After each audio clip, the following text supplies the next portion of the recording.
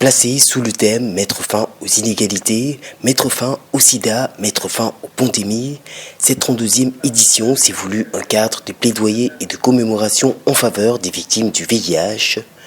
40 ans après sa découverte, la pandémie constitue encore à ce jour une menace de santé publique.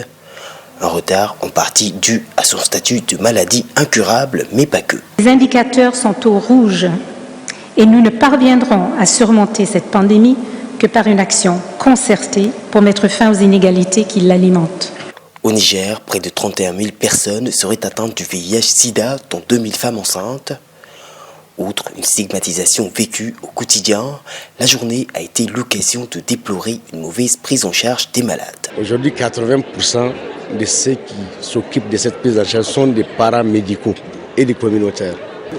Ça souffre, ça fait plus d'à peu près 2 ans que la communauté n'arrive pas à accéder à cette vérification. Parce que c'est avec cette vérification qu'on peut savoir si le traitement marche ou ça ne marche pas. Aussi, l'occasion a été saisie pour appeler les populations à se faire dépister de la maladie. Chaque année, près de 1200 personnes meurent d'affections liées au VIH-Sida au Niger, la plupart faute d'une prévention adéquate. Nous vous invitons à vous faire dépister afin de connaître votre statut sérologique. Le test et la prise en charge sont gratuits. Vous devez savoir qu'on peut vivre normalement avec le sida à condition de commencer un traitement assez tôt. N'ayez pas peur d'être rejeté ou d'être stigmatisé.